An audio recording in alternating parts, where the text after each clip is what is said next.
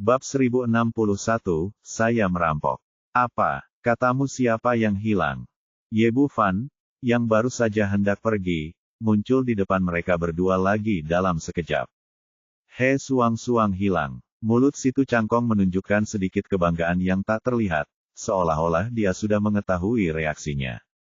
Zhang Daoquan berkata, gadis bernama He Suang-Suang mengikuti kasus ini dan datang ke kota ajaib 3 hari yang lalu. Tapi dia segera menghilang. Bahkan jika kami menggunakan jaringan intelijen Pavilion Suanyuan, kami tidak dapat menemukan keberadaannya. Tiba-tiba, An Yimo, Qin Cucucu dan beberapa orang lainnya datang ke ibu kota kekaisaran bergandengan tangan beberapa hari yang lalu, tetapi hanya He Suang-Suang yang hilang.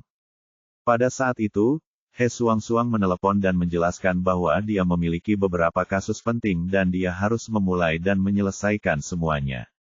Setelah menyelesaikan kasus besar yang ada, dia akan mengundurkan diri dari jabatannya dan datang ke ibu kota kekaisaran untuk bersatu kembali dia. Dia menelepon He Suang-Suang 2 hari yang lalu, tetapi teleponnya tidak dapat tersambung. Dia mengira dia sedang mengerjakan sebuah kasus dan mematikan teleponnya, tetapi dia tidak menyangka bahwa dia akan menghilang. Ye Bufan bertanya dengan suara yang dalam, apakah ada petunjuk tentang hilangnya kedua gadis itu? Tidak ada yang berhubungan langsung dengan dia secara pribadi, tetapi ada beberapa yang terkait dengan kasus ini. Situ Cangkong berkata, sejauh ini, ada total gadis yang hilang. Ada 33 orang, yang mana orang hilang terbanyak ada di kota ajaib. Ada juga beberapa di tempat lain, tapi semuanya berpusat di kota ajaib tidak mati, tetapi diangkut ke kota ajaib. Karena alasan ini, polisi dari seluruh kota melancarkan penyelidikan terkonsentrasi, dan He Suang-Suang pergi ke sana pada waktu itu. Jika kasus ini dapat diselesaikan, saya yakin keberadaannya akan ditemukan. Baiklah, aku akan menjalankan misi ini. Dia tidak ingin terburu-buru ke kota ajaib, tapi dia tetap harus pergi demi He Suang-Suang. Situ Cangkong tertawa, kamu sendiri yang mengatakan ini, kami tidak memaksamu. Ye Bufan memelototi lelaki tua yang sombong itu, selain ini, apakah tidak ada petunjuk berharga? Laki-laki punya beberapa spekulasi, kata Zhang Daoquan, gadis-gadis yang hilang ini semuanya lahir di Yinxi, dan Yinqi mereka jauh lebih kuat daripada gadis-gadis biasa. Dan tengah malam, 7 hari kemudian, adalah hari ketika bulan mendung dan matahari mendung, yang merupakan hari dengan energi yin terkuat. Jadi kamu hanya punya waktu 7 hari. Kamu harus menyelamatkan orang-orang itu dalam 7 hari ini. Aku tahu. Ye Bufan setuju, berbalik dan berjalan keluar pintu. Nak, ambil ini. Situ Cangkong menjentikannya dengan ringan, dan selembar kertas melayang. Dia mengambilnya di tangannya dan melihat bahwa itu adalah tiket penerbangan ke kota ajaib dalam 2 jam. Tampaknya lelaki tua itu sudah yakin bahwa dia akan setuju dan telah menyiapkan semua tiketnya. Hanya ada 7 hari, tapi tidak ada petunjuk sama sekali. Kita harus memanfaatkan setiap menit dan setiap detik. Setelah keluar, dia menelepon Suruyue dan memintanya untuk memanggil semua orang ke grup Su dan memberitahu semua orang sesuatu yang penting. Ketika dia tiba di ruang konferensi kecil di gedung Su Group, sekelompok wanita sudah duduk di sini. Melihat tatapan seriusnya, An Yimo bertanya, Xiao Fan, apa yang terjadi? Keduanya hilang, 7 hari. Aku akan pergi bersamamu, kata Dongfang Huizong, dan gadis-gadis lain juga tampak bersemangat untuk mencobanya. Tidak perlu. Tentu saja, Ye Bufan tidak akan membawa Dongfang Huizong bersamanya. Wanita ini terlalu impulsif dan sama sekali tidak cocok untuk tugas seperti itu. Aku bisa pergi sendiri. Tidak ada gunanya jika terlalu banyak orang pergi ke sana. Sebaliknya, itu akan membuat pihak lain waspada, masih sangat ketakutan. Kamu harus berhati-hati saat pergi sendirian. Suruyue berkata, Wang Suening dan Leng Qingqiu berada di kota ajaib. Kamu bisa pergi ke sana. Akan lebih mudah untuk menyembunyikan identitasmu dan menjaga satu sama lain. Perang finansial telah dimenangkan sepenuhnya, Suruyue Bian mulai menerima hasil kemenangan tersebut, dan Lu Bengxia langsung pergi ke Angel Pharmaceutical di barat, di mana dia mengambil alih kantor pusat grup Yuanhua. Namun, Industri grup Yuanhua tersebar di seluruh Tiongkok, dan salah satu divisi pentingnya, farmasi Haiti, berlokasi di Shanghai. Pada saat yang sama, itu juga merupakan markas tempat Gou Yuanhua memulai karirnya. Koneksinya di sana sangat mengakar dan pengaruhnya sangat besar. Untuk mengambil alih farmasi Haiti dengan lancar, Su Ruyue mengirim Wang Xuening untuk menjabat sebagai presiden. Ye Bufan mengetahui hal ini.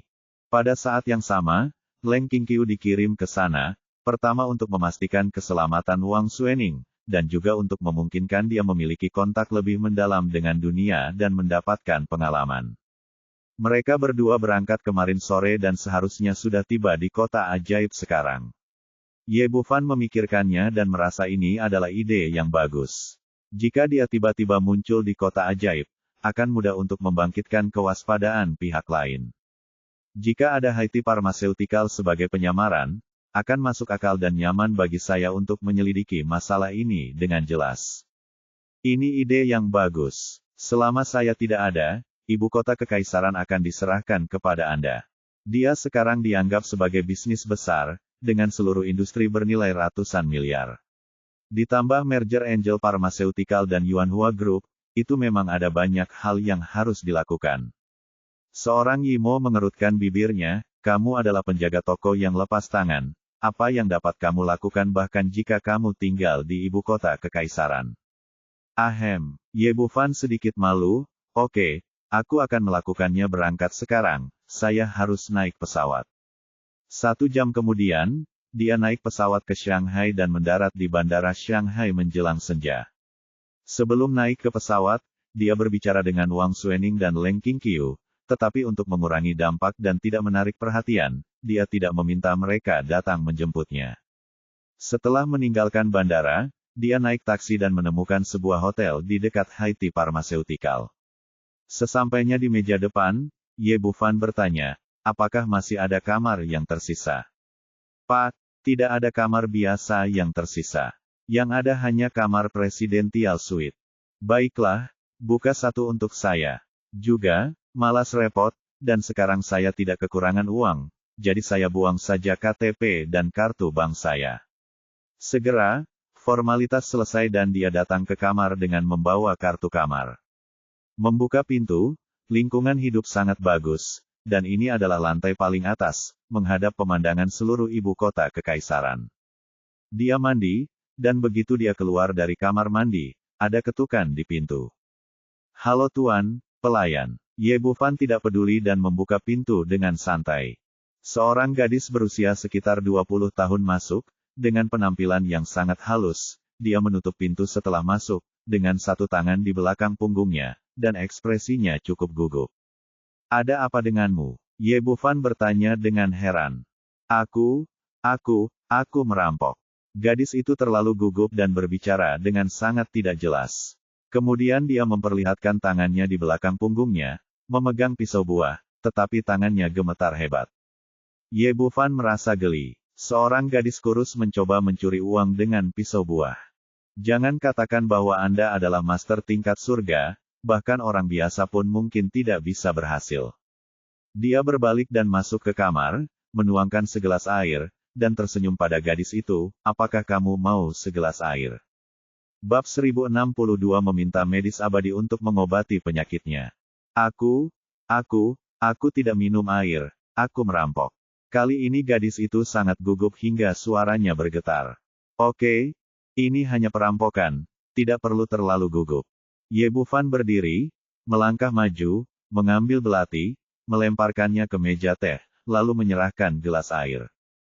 Gadis itu tanpa sadar mengambil gelas air, dan kemudian menangis, aku seorang perampok. Oke, jangan menangis, duduk dan bicara. Ye Bufan menekan bahu gadis itu dan bertanya padanya untuk duduk di sofa. Katakan padaku, berapa banyak yang ingin kamu rampok? 189.800, gadis itu berkata dengan gugup, jangan khawatir, aku akan membayarmu IOU dan aku akan mengembalikannya padamu, di masa depan. Ye Bufan benar-benar terhibur olehnya, ini pertama kalinya aku melihat seseorang merampok seseorang seperti ini, dan mereka benar-benar harus memberikan IOU kepada orang lain. Apalagi jumlah uang yang dibutuhkan sedikit demi sedikit, dan tidak ada tanda-tanda perampokan sama sekali. Katakan padaku, mengapa kamu ingin merampok begitu banyak uang? Mengapa kamu tidak meminta 200.000 saja? Karena hanya itu yang aku butuhkan. Apakah kamu menemui kesulitan? Katakan padaku, mungkin aku bisa membantumu. Aku butuh uang, aku ingin mengobati penyakit adikku. Gadis itu kembali menangis begitu keras hingga terlihat menyedihkan. Ye Bufan tersenyum dan berkata, "Oke, jika kamu menangis lagi, aku tidak akan bekerja sama dengan perampokanmu." Setelah mendengar apa yang dia katakan, gadis itu segera berhenti menangis dan bahkan menutup mulutnya dengan tangan kecilnya. Ye Bufan berkata, "Minumlah air dulu." Oh, gadis itu mengangguk patuh, mengambil gelas air dan menyesapnya, suasana hatinya sangat rileks. "Katakan padaku, penyakit apa yang diderita adikmu? Mengapa kamu menghabiskan begitu banyak uang? Orang tuaku meninggal dalam kecelakaan mobil 10 tahun yang lalu, hanya menyisakan aku dan adikku. Tapi kemudian aku tidak merawat adikku dengan baik, kakak, dan dia tiba-tiba terjatuh. Dia terjatuh dan kehilangan penglihatannya." Gadis itu mengatakan ini dengan ekspresi penyesalan di wajahnya. "Adikku sangat cantik dan sangat berbakat dalam bidang seni akademi seni rupa, tapi penglihatannya kurang bagus. Dia buta dan tidak bisa berbuat apa-apa selain tinggal di rumah. Kemudian, kami membeli rumah peninggalan orang tua kami dan berkeliling untuk merawatnya, tapi dia tetap tidak mendapatkannya lebih baik. Kemarin, seseorang datang kepada kami dan berkata bahwa mereka berteman dengan peri medis. Jika kamu membayar 200.000 yuan, kamu dapat meminta peri medis untuk merawat adikku." Ye Bufan hanya menyesap air, dan ketika dia mendengar ini, dia meludahkannya. "Sial, penipu cukup mengikuti perkembangan zaman. Saya baru saja membuktikan diri sebagai peri medis kemarin, dan hari ini mereka menggunakannya untuk menipu orang." Awalnya, dia bersimpati pada gadis yang polos seperti selembar kertas ini, tetapi sekarang dia mendengar bahwa pihak lain curang atas namanya sendiri, dia tidak bisa mengabaikan masalah tersebut. Melihatnya seperti ini, gadis itu berkata dengan gugup, "Saudaraku, apakah aku mengatakan sesuatu yang salah?" Ye Bufan melambaikan tangannya untuk memberi isyarat agar dia tidak gugup. "Tidak, saya tersedak air yang saya minum."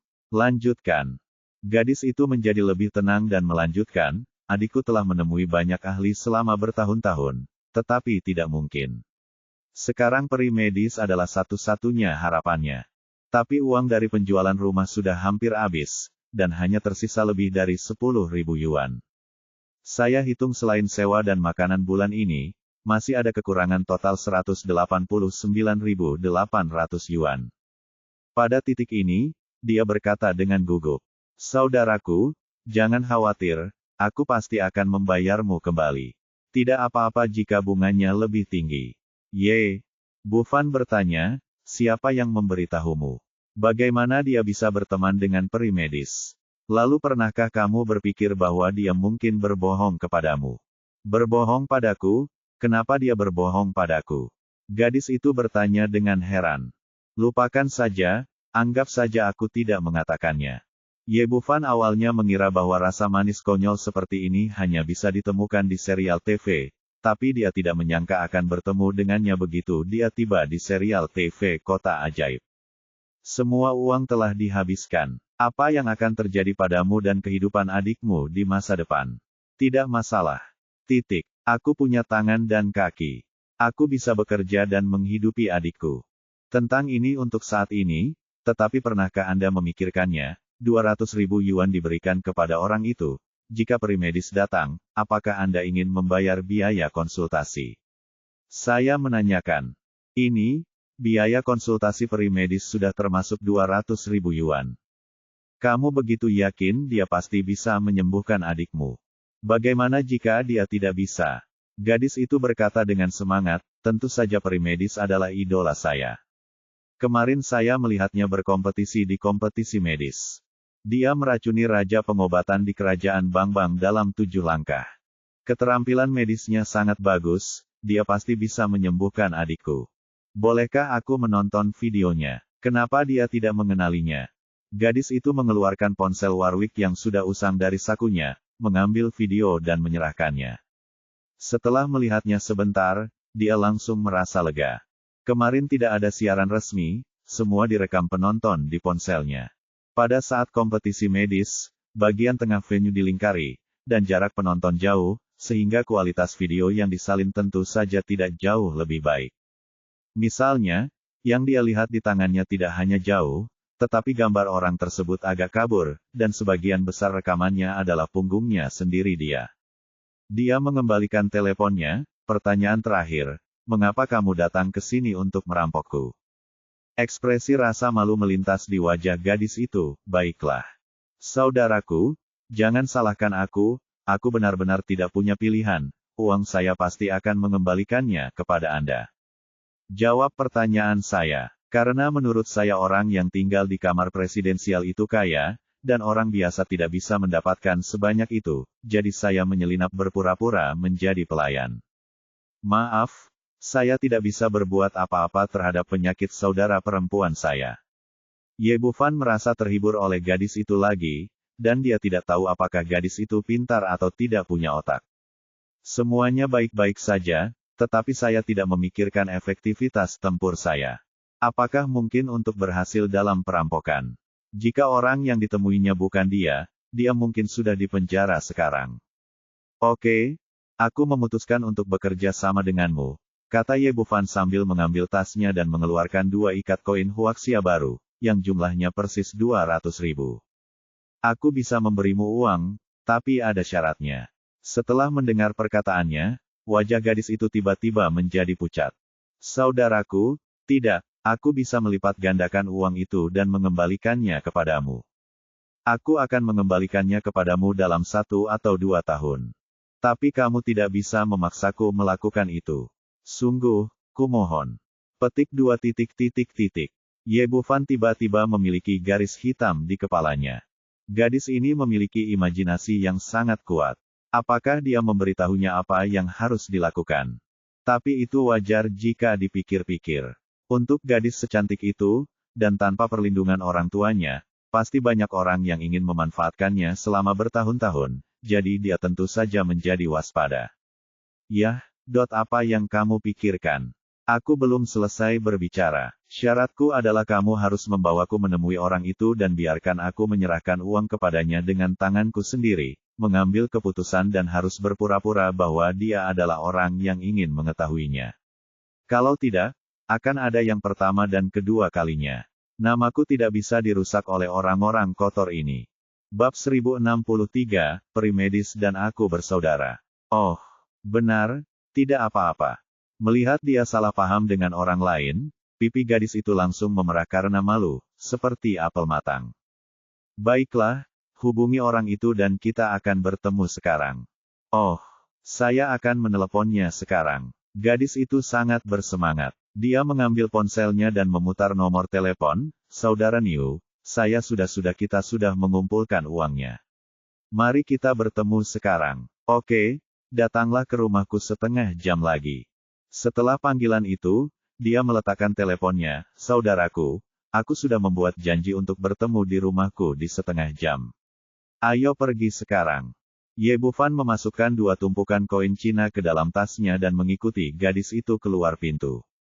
Kedua orang itu memasuki lift, dan gadis itu berkata dengan pipi merah, Saudaraku, maaf, aku belum tahu nama belakangmu.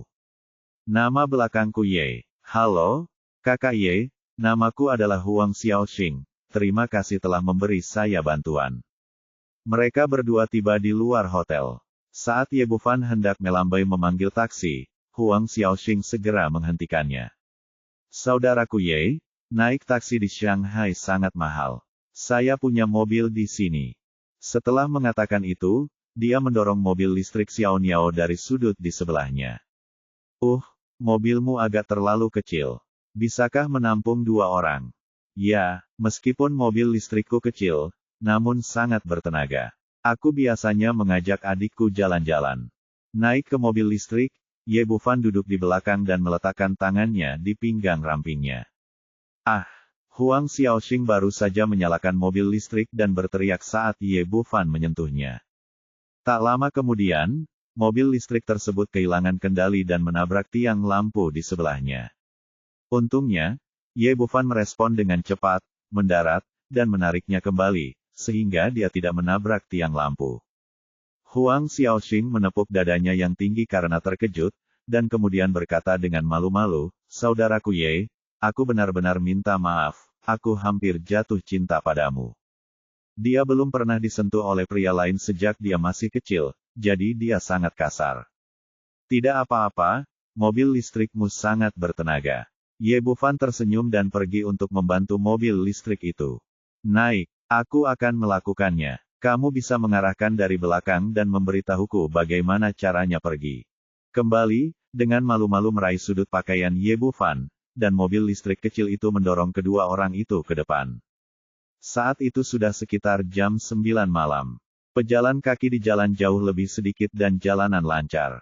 Sekitar 20 menit kemudian, mereka meninggalkan pusat kota dan tiba di sebuah kota kumuh di pinggir kota. Lampu di sini redup, dan lingkungan berbeda dengan di luar. Kotor, berantakan, dan miskin. Tampaknya ada sisi yang tidak diketahui di balik hiruk-pikuk kota.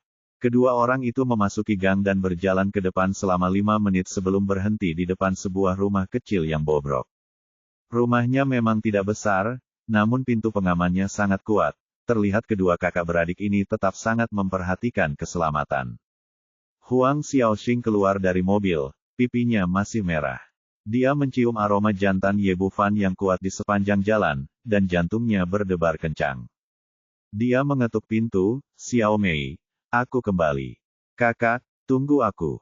Sebuah suara manis datang dari dalam, dan kemudian pintu keamanan terbuka dari dalam, dan seorang gadis berusia 17 atau 18 tahun berdiri di depan pintu. Dia tinggi dan berkulit putih, dan penampilannya tidak kalah dengan Huang Xiaoxing. Namun, matanya yang besar penuh kebingungan dan dia mengandalkan tangannya untuk bergerak. "Saudara Ye, silakan masuk. Rumahnya agak kecil, tidak masalah." Huang Xiaoxing dengan sopan membiarkan Ye Bufan masuk ke kamar. Itu sangat kecil dan menyedihkan, hanya 20 meter persegi. Ada tempat tidur ganda di lantai atas dan bawah, meja kayu, dan tidak banyak lagi. Setelah Ye Bufan memasuki rumah, Huang Xiaoxing membantu Huang Xiaomei mengikutinya masuk. Kedua saudara perempuan itu duduk di samping tempat tidur. Huang Xiaomei bertanya, "Kakak, apakah ada tamu?" "Kami punya tamu, ini saudara Ye, orang yang sangat baik." "Oh, halo saudara Ye." Huang Xiaomei tersenyum melihat posisi Ye Bufan, senyumnya sangat murni dan manis. Ye Bufan hanya bisa diam-diam menghela nafas, di dunia yang keruh ini, akan ada sepasang saudara perempuan yang begitu murni, itu sangat jarang. Pada saat ini, terdengar ketukan lagi di pintu, dan kemudian terdengar suara serak, "Apakah saudari Xiaoxing ada di rumah?" "Saya Niu Erqiang." Petik 2. Saudara Niu Erqiang yang ada di sini. Titik. Seorang pria parubaya berusia 30-an diizinkan masuk.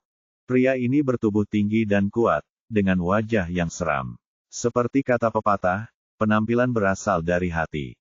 Setelah memasuki pintu, Niu Erqiang menatap kedua saudara perempuan itu dengan mata segitiga, memperlihatkan keserakahan yang tak terkendali di matanya. "Saudara Niu Erqiang, izinkan saya memperkenalkan Anda. Ini saudara Ye, teman baik saya." Huang Xiaoxing memperkenalkan Ye Bufan dan Niu Erqiang satu sama lain. "Halo." Niu Erqiang kemudian mengalihkan pandangannya dan mengangguk untuk memberi salam. "Saudari Xiaoxing, saya sudah menelepon peri medis. Demi saya, dia setuju untuk datang dan merawat adik perempuan saya. Bagaimanapun, kami adalah saudara baik yang tumbuh telanjang, tetapi kami tidak bisa kehilangan 1 sen pun dari 200.000. Petik 2. Bersiaplah, saudara Niu, kata Huang Xiaoxing sambil menatap Ye Bufan dengan penuh semangat. Ye Bufan membuka ranselnya dan mengeluarkan 2 bungkusan uang. Melihat koin huaxia yang baru, mata Niu Erqiang tiba-tiba berbinar. "Saudari Xiaoxing, itu saja. Saya akan mengambil uangnya dulu." Petik 2. Tunggu sebentar. Ye Bufan menepis tangan besar berbulu itu, "Karena kamu mengatakan seseorang sedang merawat Xiao Mei, kamu harus membiarkan kami melihat seperti apa peri medis itu, kan? Kita tidak bisa melihat siapapun begitu saja. Aku hanya biarkan kamu mengambil uang itu. Wajah Niu Erqiang menjadi gelap, Saudari Xiaoxing. Saya dengan baik hati membantu Anda, tetapi Anda masih tidak percaya padaku. Saudara Niu, tidak. Huang Xiaoxing menjelaskan dengan cepat, uang ini milik kepada Saudara Ye. Saya tidak bisa berbuat apa-apa. Ye Bufan berkata dengan dingin, jika Anda ingin mendapatkan uang, Anda dapat meminta peri medis untuk datang ke pintu secara langsung. Jika tidak, Anda tidak akan mendapatkan 1 sen pun. Petik 2. Niu Erqiang memutar matanya. Berbalik, oke, saya akan menelepon teman saya sekarang. Dia bilang dia sudah di pesawat, jadi dia seharusnya sudah berada di kota ajaib sekarang. Petik 2. Huang Xiaoxing berkata dengan wajah terkejut, benarkah? Peri medis sudah tiba. Apakah Anda di sini di kota ajaib? Ya, ini keberuntungan Xiao Mei. Kebetulan saya ada hal lain yang harus dilakukan di kota ajaib, jadi saya ingin merawatnya dalam perjalanan. Keluar dan segera hubungi dokter. Apakah Anda di sini? Jika demikian, biarkan dia segera datang. Setelah Niu Erqiang selesai berbicara, dia mengeluarkan ponselnya dan berjalan keluar ruangan.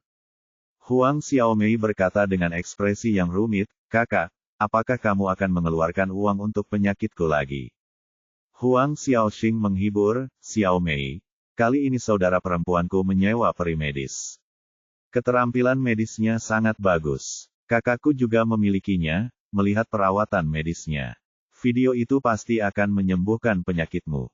Ye Bufan duduk di sana dengan ekspresi acuh tak acuh, tetapi kesadarannya melirik ke arah Niu Erqiang di luar ruangan. Dia melihat sekeliling dan tidak melihat siapapun, lalu memutar nomor telepon. Saudaraku, wanita bodoh itu telah mengumpulkan uang, tapi itu agak tidak terduga. Dia juga membawa kembali seorang anak laki-laki cantik yang bersikeras untuk bertemu dengan peri medis sebelum dia mengambil uangnya. Tapi itu tidak masalah. Kemarilah dan berpura-pura untuk menjadi peri medis, untuk berjaga-jaga. Jika kamu membawa orang ini bersamamu, maka curanglah jika kamu bisa. Jika kami tidak bisa menipu, kami akan menyingkirkan bocah cantik itu, dan kemudian kami akan mengurusnya 2 saudara perempuan. Pada titik ini, Niu Erqiang tertawa penuh nafsu. Bab 1064, yang palsu bertemu dengan orang asli. Setelah beberapa saat, Niu Erqiang menutup telepon dan berkata, Saudari Xiaoxing, keberuntungan Xiao Mei sangat bagus. Peri medis baru saja turun dari pesawat dan segera mendatangi kami. Dia datang ke kota ajaib kali ini untuk tujuan penting.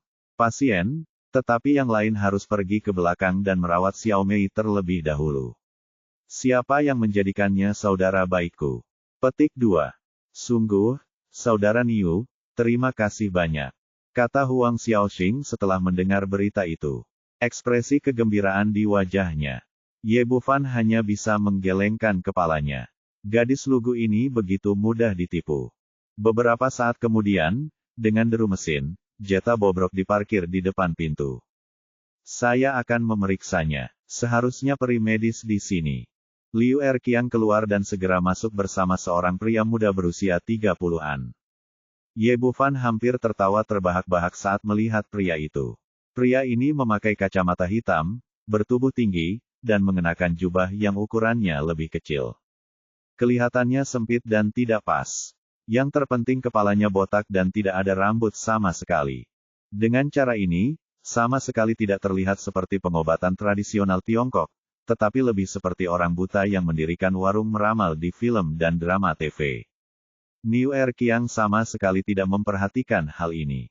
Semua perhatiannya tertuju pada 200.000 koin huaxia. Saudari Xiaoxing, izinkan saya memperkenalkan kepada Anda. Ini saudara terbaik saya, medis abadi Ye Bufan. Oh, halo, saudara medis abadi, saya Huang Xiaoxing. Tolong sembuhkan saudara perempuan saya. Jangan khawatir, tidak ada penyakit di dunia ini yang tidak bisa saya obati. Awalnya saya tidak repot-repot mengobati penyakit ringan seperti ini, tapi demi saudara baik saya Niu Erqiang, saya enggan menunjukkannya kepadamu, tetapi biaya pengobatan 200.000 yuan tidak akan berkurang. Ye Bufan diam-diam mencibir di dalam hatinya. Dia cukup mengesankan untuk yang palsu. Jika dia tahu bahwa orang asli sedang duduk di depannya, dia tidak akan tahu apa yang akan dia rasakan. Huang Xiaoxing berkata dengan cepat, "Jangan khawatir, saya sudah menyiapkan uangnya." Niu Erqiang terkekeh. "Saudari Xiaoxing, sekarang saya telah membawa obat-obatan abadi, sudah waktunya uang itu diberikan kepada kita, kan?" Mengatakan ini, dia menjadi serakah lagi. "Aku melirik 200.000 yang rapi." Huang Xiaoxing berbalik dan menoleh. Bagaimanapun, Ye Bufan masih harus memutuskan masalah ini. "Apakah kamu medis abadi?" Ye Bufan bertanya dengan bercanda, melihat yang palsu. "Ya, saya seorang peri medis. Tidak ada penyakit di dunia ini yang tidak dapat saya obati." "Oh," tanda seru. "Kalau begitu, kamu harus menyembuhkan penyakit Xiaomei terlebih dahulu, dan aku akan memberimu uang setelah penyembuhannya." Tanda seru ... petik 2. Ekspresi ahli medis palsu itu membeku, lalu dia berkata, "Aku punya aturanku sendiri. Aku meminta uang untuk perawatan terlebih dahulu, dan aku tidak bisa menemuimu sampai besok." "Kenapa, medis abadi? Apakah penyakit ringan begitu merepotkan?" "Aku..." Peri medis palsu itu ragu-ragu dan tidak bisa menjawab Bufan, pertanyaan datang satu demi satu. Niu Erqiang mengambil alih topik tersebut dan berkata, "Tentu saja, Anda tidak melihat bahwa Master Medical Immortal baru saja turun dari pesawat dan lelah karena bepergian dan bepergian. Keadaan ini sama sekali tidak cocok untuk mengobati penyakit. Ada. Tidak perlu terburu-buru berobat. Bayar uangnya dulu dan datanglah besok. Sembuhkan gadis kecil itu." Peri medis palsu itu kemudian berkata, "Penyakit gadis kecil itu tidak dapat disembuhkan oleh orang lain, tetapi tidak ada gunanya disebutkan di sini. Siap, saya bisa menyembuhkannya dalam hitungan menit. Jangan lupa bahwa saya adalah seorang dokter abadi." Melihat orang ini terus membicarakan namanya, Ye Bufan mencibir, "Karena keterampilan medis abadi medis sangat bagus, saya ingin melakukannya." Bertanya, "Kenapa kamu tidak bisa menyembuhkan kebotakanmu sendiri?" Dia mengulurkan tangan dan melepas topi melon di kepala pria itu, memperlihatkan kepala botak besar yang tampak lebih terang di bawah cahaya. "Kamu, apa yang kamu lakukan? Kamu tidak menghormati peri medis. Saya tidak akan mengobati penyakit ini. Saya tidak peduli dengan 200.000 yuan yang kecil." Peri medis palsu berusaha keras untuk mendapatkannya lagi dan membuat dia melihat sepertinya dia hendak pergi. Huang Xiaoxing tiba-tiba panik dan berteriak dengan cemas, "Saudara Ye." Ye Bufan tersenyum tipis, "Jangan khawatir, mereka tidak akan pergi sampai mereka mendapatkan uangnya. Orang-orang, saya tidak akan menyerahkan 200.000 di depan saya apapun yang terjadi." Benar saja, setelah dia mengatakan ini, Niu Erqiang buru-buru menghentikan peri medis palsu itu dengan berpura-pura. "Saudaraku, jangan pergi. Kami di sini untuk membantu saudari Xiaoxing. Ini tidak ada hubungannya dengan orang lain. Jangan berdebat dengan orang kasar." Melihat peri medis palsu itu tidak menakuti Ye Bufan, dia hanya bisa berhenti dengan marah. "Saudaraku, kamu benar-benar akan menimbulkan masalah bagiku. Demi kamu, aku tidak akan peduli padanya. Kamu memang saudara baikku." Setelah Niu Erqiang selesai berbicara, dia berbalik dan menatap Ye Bufan dengan tajam, "Nak, tolong tunjukkan rasa hormat kepada ahli medis." Ye Bufan mengabaikannya dan bertanya lagi, "Di mana Anda menemukan ahli medis ini?" "Saya mendengar bahwa ahli medis Ye Bufan lahir dan besar di Jiangnan. Bagaimana orang ini bisa menjadi iblis ini?" Petik 2. Kedua orang itu tidak bisa berkata-kata. Menurut rencana mereka sebelumnya, mereka akan menipu jika mereka bisa dan merampok jika mereka bisa. Ye Bufan bergerak seperti kilat dan melepas jubah peri medis palsu, memperlihatkan tubuh penuh tato warna-warni. "Kenapa? Semua dokter terlihat seperti ini sekarang, kenapa kamu masih membutuhkan tato? Wah, kamu sedang mencari kematian." Dan dia menjawab. Dia mengeluarkan pisau pendek dan menikam wajah Ye Bufan dengan keras. "Ah!" Huang Xiaoxing telah berdiri dan menonton. Meskipun dia sederhana, dia tidak bodoh. Setelah Ye Bufan berulang kali mengajukan pertanyaan, dia juga menyadari bahwa sepertinya ada yang salah dengan peri medis ini. Pada saat ini, melihat pihak lain benar-benar menggunakan pisaunya, dia sangat ketakutan hingga wajahnya menjadi pucat dan dia menjerit. Huang Xiaomei tidak dapat melihat apa yang terjadi, tetapi ketika dia mendengar adiknya berteriak, dia segera menjadi gugup dan meraih lengan Huang Xiaoxing.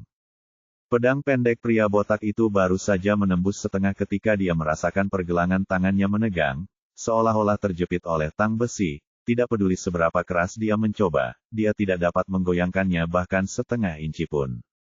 Ketika Niu Erqiang melihat ini, dia juga mengeluarkan pisau pendek dari tubuhnya, tapi sayangnya dia ditendang ke tanah sebelum dia bisa mengambil tindakan. Setelah berjuang beberapa kali, dia tidak bisa bangun. Ada batu di ginjal kirimu, kista di ginjal kananmu, semua penyakit menular seksual dan bau mulut. Beraninya kamu, pria sepertimu, keluar dan berpura-pura menjadi peri medis. Mulut besarnya mendarat di wajah pria botak itu, langsung membuatnya pingsan. Awalnya, mereka mengira akan mudah untuk membunuh bocah cantik ini, mengambil 200.000 yuan, dan kemudian memanfaatkan kedua saudara perempuan itu. Saya tidak pernah membayangkan Ye Bufan begitu kejam. Mereka seperti anak-anak di depan orang lain, tidak ada ruang untuk perlawanan, apalagi pembunuhan dan perampokan. Ketika pemukulan hampir berakhir, Ye Bufan berhenti. Apa yang terjadi? Ceritakan dengan jelas. Niu Erqiang menyadari bahwa dia telah bertemu dengan orang yang kejam, dan berkata dengan pandangan ke dalam, "Nak, saudara-saudara kita mengakui kekalahan dan membiarkan kita pergi. Mari kita lupakan apa yang terjadi hari ini, jika tidak." Sebelum dia selesai berbicara, dia merasakan sakit yang menusuk di perut bagian bawah, dan diusir oleh Ye Bufan, membentur dinding di sebelahnya dengan keras.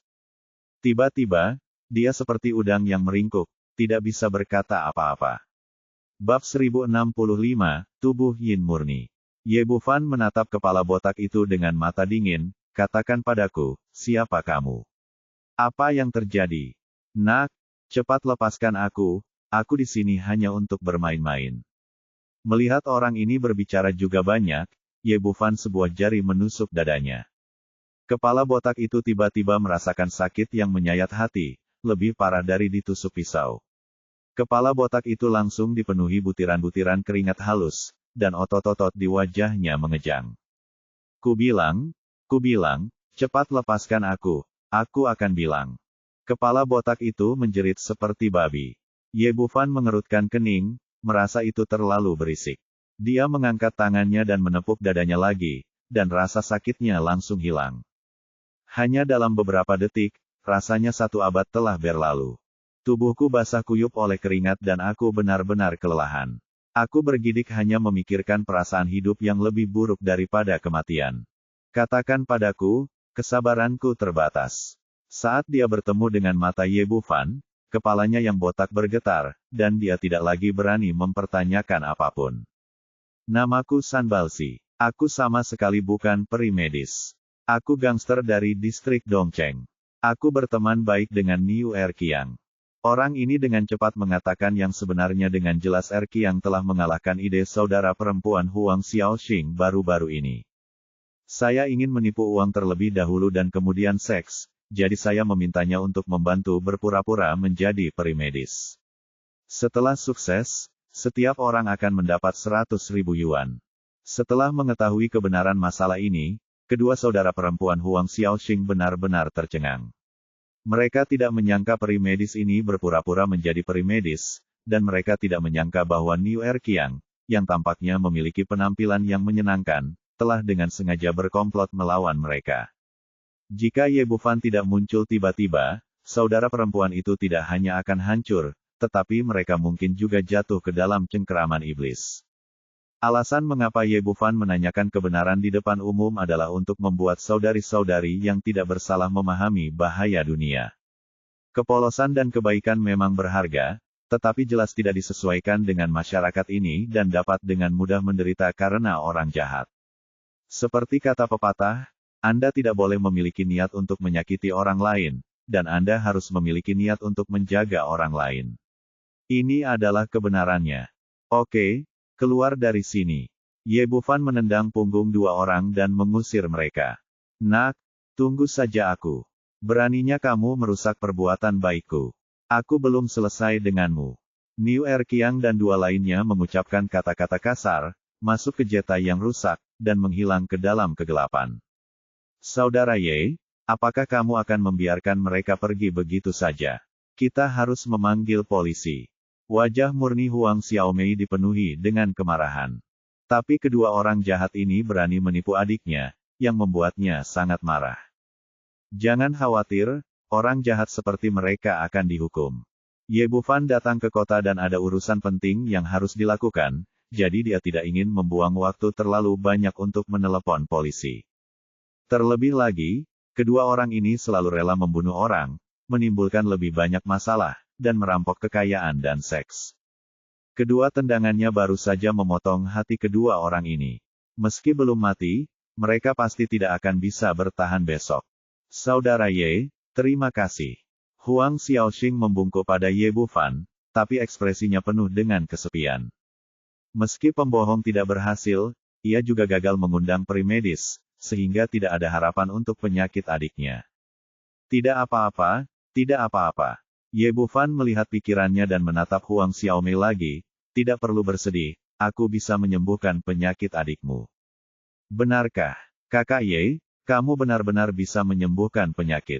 Huang Xiaoxing mata besar yang indah penuh kebingungan dan kegembiraan.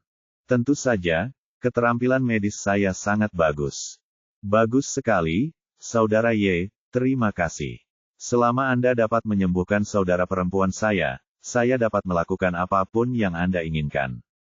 Huang Xiaoxing tampak bersemangat tahun adalah dapat membuat adikku mendapatkan kembali penglihatannya. Dia selalu mengaitkan penyebab penyakit Huang Xiaomei dengan dirinya sendiri, berpikir bahwa dia tidak merawat saudara perempuannya dengan baik.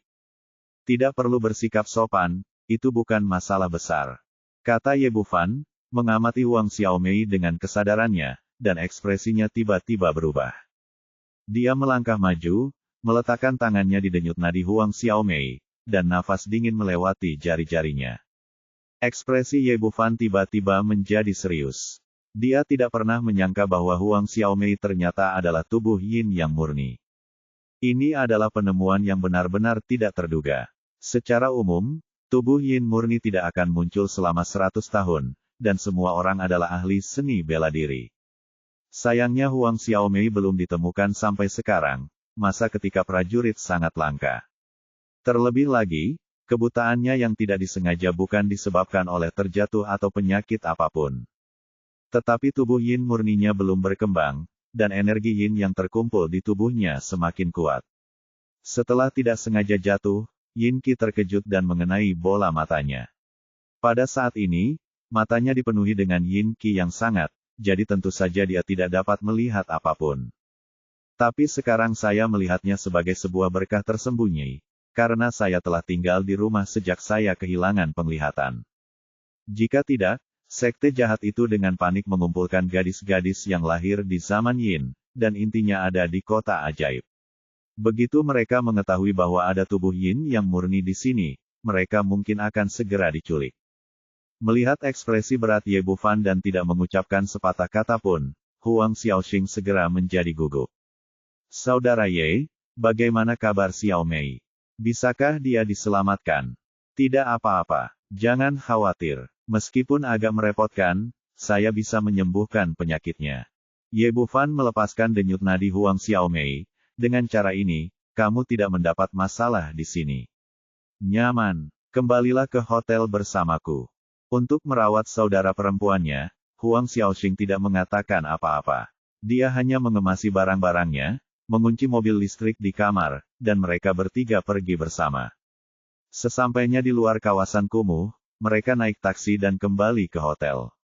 Setelah memasuki rumah, menutup pintu, Huang Xiaoxing bertanya dengan gugup, "Saudara Ye, ada apa dengan saudara perempuan saya?" Sederhananya, ini masalah fisik. Anda tidak akan memahaminya bahkan jika Anda memberitahu saya terlalu banyak. Jangan khawatir, aku akan segera mengambilnya. Itu bisa membuatnya melihat sesuatu. Setelah berbicara, Ye Bufan menarik kursi untuk diduduki Huang Xiaomei, lalu mengeluarkan jarum perak dan menusuk pelipisnya, Sibai, Jingming, dan Fengqi. Dalam sekejap mata, 7 jarum perak dimasukkan ke titik akupuntur di matanya, dan kemudian energi kacau diubah menjadi energi atribut yang menetralkan energi yin di mata.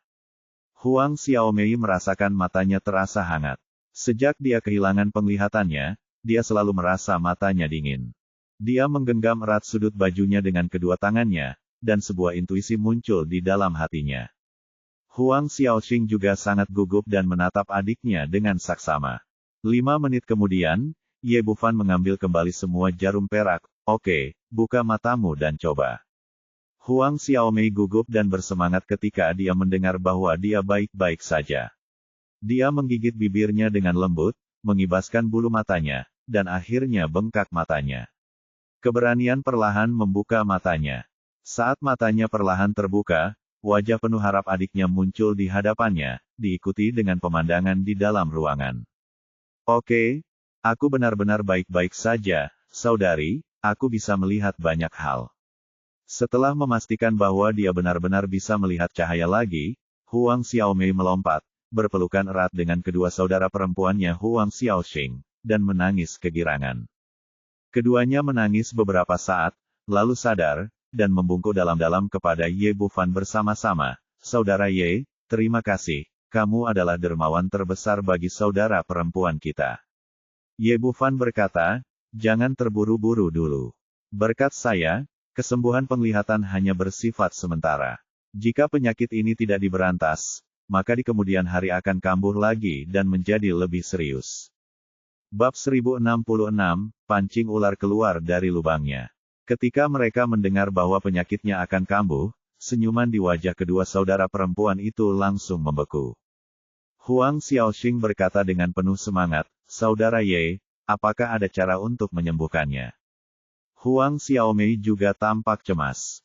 Dia mendapatkan kembali penglihatannya dan tahu lebih banyak tentang nilai cahaya dan tidak ingin jatuh ke dalam kegelapan itu lagi.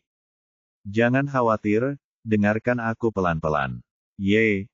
Bufan dengan singkat memperkenalkan situasi tubuh Yin murni, dan akhirnya berkata, alasan mengapa kamu tiba-tiba menderita insomnia adalah karena energi Yin di tubuhmu terlalu berat. Sangat bersemangat dia meraih lengannya dan berkata, saudara Ye, kamu pasti punya cara untuk menyelamatkan Xiaomei, kan? Hanya ada satu cara untuk memiliki tubuh Yin yang murni, dan itu adalah dengan berlatih latihan yang dikaitkan dengan Yin dan memutarnya. Energi Yin dalam tubuh menjadi ki sejati yang dikaitkan dengan Yin. Ini tidak hanya akan sepenuhnya menghilangkan gejalanya, tetapi juga sangat mempercepat kemajuan kultivasinya. Di mana kita dapat menemukan atribut Yin? Kedua saudara perempuan Huang Xiaoxing tercengang. Sebagai orang biasa, mereka bahkan belum pernah mendengar tentang Kung Fu dan Qi, dan mereka tidak dapat menerimanya untuk sementara waktu. Jika Ye Bufan tidak menyembuhkan mata Huang Xiaomei, mereka akan mengira telah bertemu dengan seorang pembohong. Saya memiliki keterampilan atribut Yin di sini, dan mereka juga dapat membantu latihan Xiaomei, tetapi Anda harus melakukan sesuatu untuk saya nanti, yang akan dihitung sebagai biaya pengobatan untuk perawatan saya. Sedikit bingung. Bukan karena mereka tidak mau, tapi kejadian ini terlalu mendadak dan jauh di luar pemahaman mereka biasanya. Dampaknya terlalu besar dan mereka tidak bisa beradaptasi untuk sementara waktu. Kamu tidak perlu terburu-buru memberiku jawabannya. Kamu bisa memikirkannya perlahan. Kita akan membicarakannya besok. Mungkin itu belum diperlukan. Setelah Ye Bufan selesai berbicara, dia berbalik dan berjalan keluar pintu. Saudara Ye, mau kemana? Huang Xiaoxing bertanya. Kalian berdua tidur di sini malam ini sementara aku pergi keluar untuk melakukan beberapa tugas. Ye Bufan keluar dari kamar dan segera keluar dari hotel. Saat itu sudah tengah malam, dan hiruk-pikuk saat ini pun sempat hening beberapa saat. Dia menemukan sudut gelap dan melompat ke udara, dan mulai menjelajahi seluruh ibu kota kekaisaran. Dengan peningkatan kultivasinya, jangkauan kesadaran spiritualnya kini telah mencapai sekitar 200 meter. Saat dia bergerak cepat, dia terus mencari aroma He Suang-Suang di kota. Kesadaran ilahi meresap kemana-mana dan lebih efektif daripada radar. Selama He Suang-Suang ada di kota, dia dapat mencarinya. Sayangnya, sebagian besar malam telah berlalu, dan dia mencari hampir ke seluruh kota ajaib, tetapi tidak menemukan apapun. Saat matahari terbit di timur, Ye Bufan berdiri di atap gedung bertingkat 100, menatap kota dan menghela nafas diam-diam. Meski begitu, tidak ada jejak He Suang-Suang yang ditemukan, jadi sepertinya dia hanya bisa menggunakan metode terakhir dan menaruh harapannya pada Huang Xiaomei. Ketika mereka kembali ke hotel, kedua saudara perempuan itu sudah bangun dan terlihat jauh lebih tenang dibandingkan tadi malam. "Kakak Ye, kamu sudah kembali." Melihat dia memasuki pintu, kedua orang itu langsung menyambutnya dengan penuh kasih sayang. Ye Bufan mengangguk dan meletakkan sarapan yang dibawanya kembali ke atas meja. "Ayo makan." Huang Xiaoxing mengambil sarapan dan mengatur mangkuk dan sumpit dengan terampil, dan mereka bertiga mulai sarapan bersama. "Saudaraku Ye, aku sudah memikirkannya. Tidak peduli apa yang kamu minta aku lakukan, aku akan melakukannya," kata Huang Xiaomei dengan wajah tulus. Merasakan mata tulus gadis itu, Ye Bufan tersenyum, "Jangan tanya saya apa yang saya minta Anda lakukan, bagaimana jika itu adalah pembunuhan dan pembakaran?" Huang Xiaomei berkata dengan manis, "Tidak, saya bahkan tahu saudara Ye adalah orang yang baik. Jika Anda tidak dapat menyembuhkan mata saya bersedia membantu Anda." Huang Xiaoxing juga berkata, "Ya, saudara Ye, kami telah memikirkannya. Jika Anda membantu mata Xiaomei, kami harus membantu Anda. Oke, mari kita buat kesepakatan." Ye Bufan mengeluarkan kartu bank dari sakunya, "Ada 10 juta di kartu itu, dan aku akan membelikanmu rumah di Shanghai sebagai hadiah untuk ini." Mereka belum pernah melihat uang sebanyak itu sepanjang hidup mereka. "Tidak, ini sama sekali tidak mungkin. Kakak Ye, tolong bantu adikku mengobati penyakitnya. Kami belum membayar biaya pengobatanmu. Lagi pula kami tidak bisa mengambil barang-barangmu." Huang Xiaoxing segera mengembalikan kartu bank itu. Huang Xiaomei kemudian berkata, "Iya, saudara Ye, Anda adalah orang baik, kami harus membantu Anda." Ye Bufan berkata dengan wajah tegas, "Jika Anda bersedia membantu saya, setujui persyaratan ini, jika tidak kami tidak akan melakukannya." Diskusikan. Dia ingin membantu pasangan ini. Mereka adalah saudara perempuan yang baik hati, tetapi mereka juga tahu bahwa mereka memiliki harga diri yang kuat dan tidak akan menerima bantuan mereka begitu saja, jadi mereka datang dengan cara seperti itu. Huang Xiaoxing berkata dengan ekspresi malu, "Saudara Ye, bagaimana kami bisa meminta uang Anda? Sebenarnya, masalah ini sangat berbahaya. Anda harus mendapat imbalan karena melakukan sesuatu untuk saya. Dan sejujurnya, aku juga tidak membutuhkan uang sebanyak ini." Setelah berbicara, Ye Bufan meletakkan kartu itu di tangannya. Huang Xiaoxing ragu-ragu dan akhirnya mengambil kartu itu. Huang Xiaomei bertanya, "Saudara Ye, apa yang kamu ingin aku lakukan?" "Itu saja." Ye Bufan menceritakan kisah hilangnya He Suang-Suang lagi, dan akhirnya berkata, "Saya ingin kamu membantu saya menemukan Suang-Suang. Dapatkan kembali."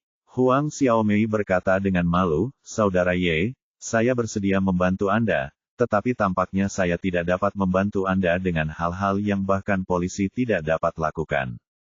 "Ya, saudara Ye, kami akan melakukannya hari ini. Saya akan membantu Anda menemukan seseorang, tapi lupakan kartu ini." Ye Bufan mengangkat tangannya untuk menghentikan Huang Xiaoxing. "Pada titik ini, kemungkinan kami menemukan seseorang sangat kecil, dan tidak ada banyak waktu tersisa. Satu-satunya cara sekarang adalah membiarkan orang-orang itu mendatangi kita," kata Huang Xiaoxing dengan terkejut, "tetapi mereka tidak dapat mendengarkan kita. Satu-satunya cara adalah dengan memancing mereka pergi," kata Ye Bufan. "Gadis-gadis itu semua lahir di zaman Yin, dan mereka pasti memiliki tujuan khusus. Begitu mereka melihat Xiaomei, tubuh Yin murninya pasti akan membuat orang-orang ini gila." Huang Xiaomei tiba-tiba menyadari, "Saudara Ye, kamu yang membuatnya saya. Pimpin orang-orang itu keluar." "Ya," Ye Bufan mengangguk, "tapi jangan khawatir, bahkan jika orang-orang itu datang, saya pasti akan memastikan keselamatan Anda. Setelah 7 hari, apakah berhasil atau tidak sembuhkan tubuhmu?"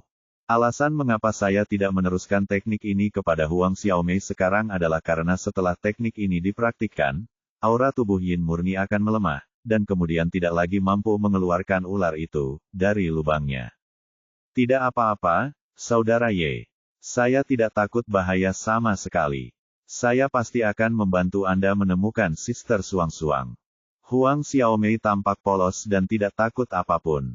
Saudara Ye, apa yang harus saya lakukan? Huang Xiaomei bertanya. Sederhana sekali. Mulai hari ini, kamu bisa berbelanja dimanapun ada banyak orang. Kamu bisa membeli apapun yang kamu mau. Semua biayanya adalah milikku.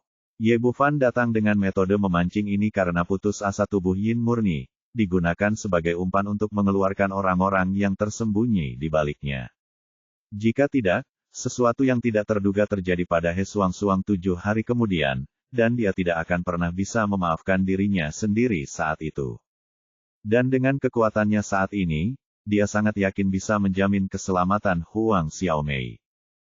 Huang Xiaomei berkata, baiklah, kami akan pergi berbelanja nanti, tetapi kami benar-benar tidak menginginkan uang itu. Anda telah memberi kami begitu banyak. Bab 1067 Teman Sekelas Lama.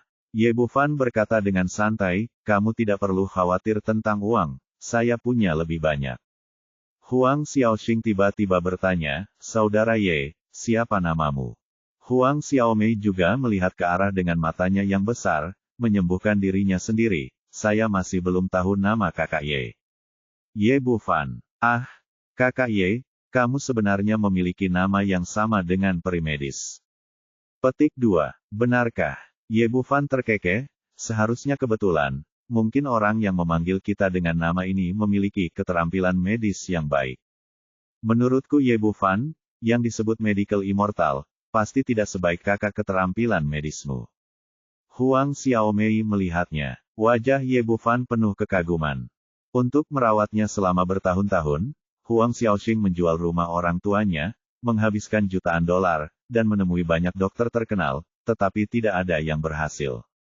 Begitu Ye Bufan mengambil tindakan, dia segera mendapatkan kembali cahayanya. Meskipun tidak ada obatnya, itu sudah sangat berharga. Jadi di matanya, tidak ada peri medis yang bisa menandingi kakak Ye di depannya. Jangan bicarakan ini. Ye Bufan diam-diam menertawakan betapa dia bersaing dengan dirinya sendiri. Apakah kamu kenyang? Jika kamu kenyang, kami akan keluar sekarang. Kamu sudah kenyang. Kedua saudara perempuan itu setuju, menyimpan peralatan makan, dan kemudian pergi berbelanja dengan Ye Bufan. Mereka bertiga sedang berbelanja dari sini ke sana di jalan komersial paling makmur di Shanghai. Ye Bufan mengajak kedua saudara perempuannya berbelanja bersama. Pada awalnya, Huang Xiaoxing dan Huang Xiaoxing merasa malu dan menolak lagi dan lagi. Kemudian, Ye Bufan berhenti bertanya. Cukup gesek kartu Anda untuk membeli yang paling cocok untuk Anda, lalu minta pelayan untuk membawanya ke hotel. Dia tahu bahwa kedua saudara perempuan itu menjalani kehidupan yang sangat sulit dalam beberapa tahun terakhir. Mereka kekurangan segalanya dan perlu mengganti segalanya, jadi dia membeli lusinan set segala sesuatu mulai dari pakaian luar, pakaian dalam, hingga sepatu. Meskipun Huang Xiaoxing dan Huang Xiaoxing cemas, mereka tidak punya pilihan selain membiarkannya pergi.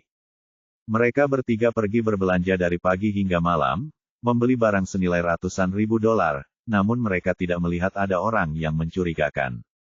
Kesadaran Ye Bufan seperti radar, mencakup radius 200 meter, memperhatikan ekspresi semua orang.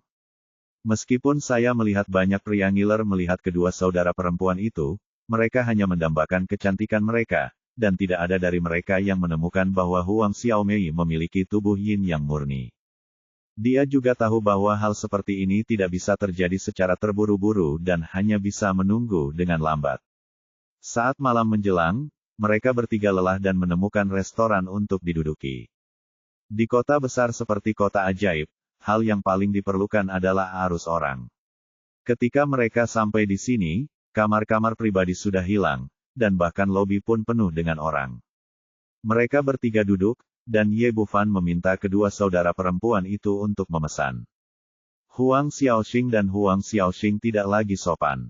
Mereka sekarang memahami sifat Ye Bufan.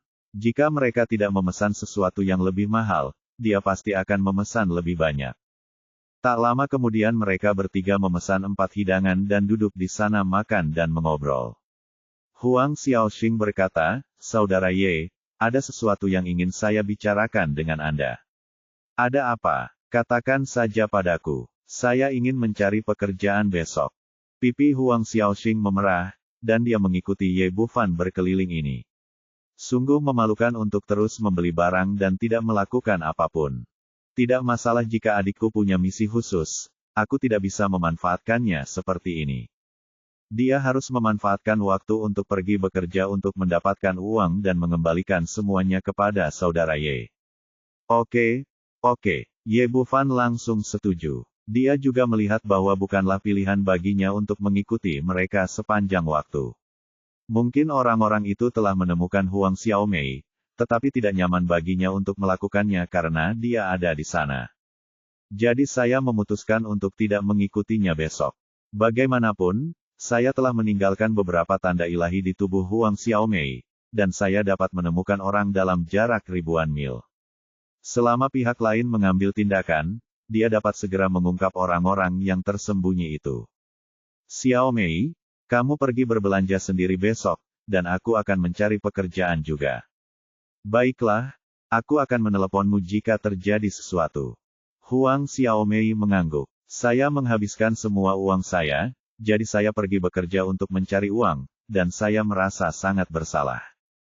Beberapa orang sedang berbicara di sini, dan tiba-tiba sebuah suara terdengar, Huang Xiaoxing, mengapa kamu ada di sini? Beberapa orang mengikuti suara itu dan melihat seorang pemuda berusia 20-an berjalan ke arah mereka. Pria ini tidak hanya tinggi dan tinggi, tapi juga cukup tampan. Tapi saat dia melihat kedua saudara perempuan itu, ada kilatan kecabulan di matanya. Meski sangat tersembunyi, Ye Bufan masih bisa melihatnya dengan jelas. Chen Dong, kenapa kamu? Apakah kamu makan di sini juga? Huang Xiaoxing berdiri dengan wajah terkejut. Keduanya adalah teman sekelas, tetapi Chen Dong pergi ke luar negeri setelah lulus sekolah menengah dan tidak bertemu satu sama lain selama bertahun-tahun. Ya, saya datang ke sini untuk makan malam bersama teman-teman saya dan memesan kamar pribadi di lantai atas. Saya melihat kalian di sini ketika saya lewat. Chen Dong mengatakan ini dengan nada pamer. Dalam pikiran bawah sadarnya, bisa makan di kamar pribadi jelas memberinya status lebih dibandingkan mereka yang duduk di lobi.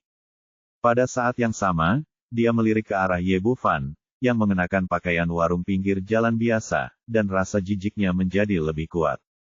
Kedua saudara perempuan Huang Xiaoxing sangat naif dan tidak menyadari apapun. Chen Dong, bukankah kamu pergi ke luar negeri? Kapan kamu kembali? Jika kamu tidak terburu-buru, mari kita duduk dan mengobrol sebentar. Ketika teman sekelas lama bertemu, Huang Xiaoxing masih sangat antusias. Apakah ini adikmu? Chen Dong melirik dengan rakus ke dada Huang Xiaomei yang berkembang dengan baik. Kalian berdua bisa mengikutiku ke atas. Lagi pula, kamar pribadinya sangat besar, jadi tidak buruk untuk kalian berdua. Secara pribadi, pergi ke luar negeri, Huang Xiaoxing masih seorang gadis muda berambut kuning. Dia belum berkembang sebaik sekarang, dan dia tidak memiliki selera yang dia miliki sekarang. Saya tidak menyangka dia akan menjadi begitu cantik setelah tidak melihatnya selama beberapa tahun, dan dia akan memiliki saudara perempuan yang cantik. Dia telah melihat banyak keindahan dalam perjalanannya selama bertahun-tahun, namun sebenarnya tidak banyak yang bisa dibandingkan dengan kedua saudara perempuan ini, yang membuat hatinya langsung menjadi hidup. Huang Xiaoxing tersenyum, tidak perlu naik ke atas. Jika Anda sibuk, silakan. Kami akan menghubungi Anda ketika kami punya waktu nanti. Sibuk atau tidak, mereka adalah teman baik saya. Tidak masalah jika mereka cepat atau lambat. Melihat saudara perempuan Huang Xiaoxing menolak untuk mengikutinya, Chen Dong tanpa basa-basi duduk di sebelah Ye Bufan.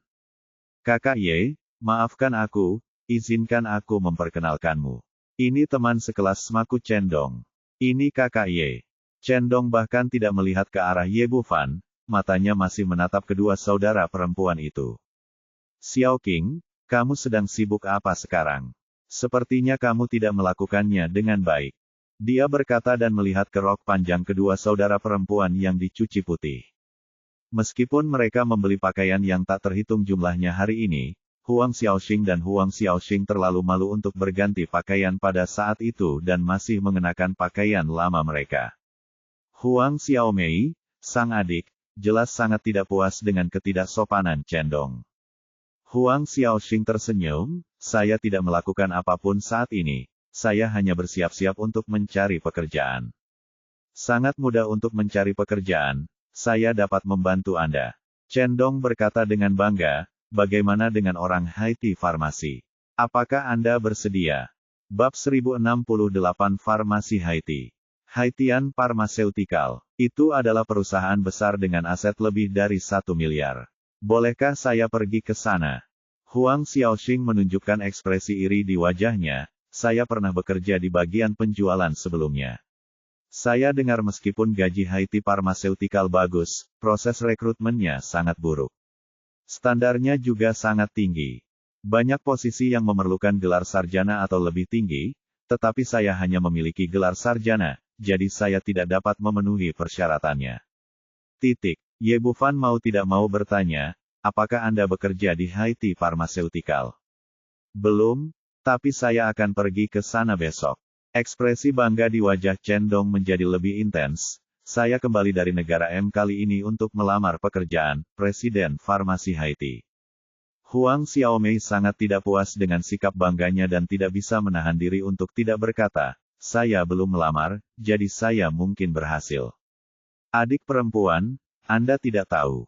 Chen Dong tidak bisa menahan diri untuk berkata. Dia mengarahkan pandangannya ke dada Huang Xiaomei yang menjulang tinggi lagi, sejujurnya, posisi asisten presiden sudah disediakan untuk saya, jika tidak, saya tidak akan datang jauh-jauh kembali. Tentu saja, ini tidak mungkin, kan? Yao Haiti bagaimana bisa asisten presiden perusahaan sebesar itu dipekerjakan tanpa izin? Huang Xiaoxing tampak tidak percaya. Anda tidak mengetahui hal ini. Kepala Departemen Sumber Daya Manusia di Farmasi Haiti adalah paman saya, dan posisi ini direkomendasikan kepada presiden oleh wakil presiden kelompok tersebut. Saya mendengar bahwa presiden adalah gadis baru dari atas. Dia belum terlalu tua dan tahu segalanya. Saya tidak mengerti, dan saya tidak begitu paham dengan tempatnya. Bagaimana bisa orang seperti itu menolak rekomendasi bersama dari Departemen Sumber Daya Manusia dan Wakil Presiden, jadi posisi saya sebagai presiden asistennya sudah pasti. Kata lelaki itu dengan penuh semangat, menurutnya. Ayolah, ketiga orang di depanmu ini semua adalah orang biasa farmasi Haiti ada di sebelah Anda.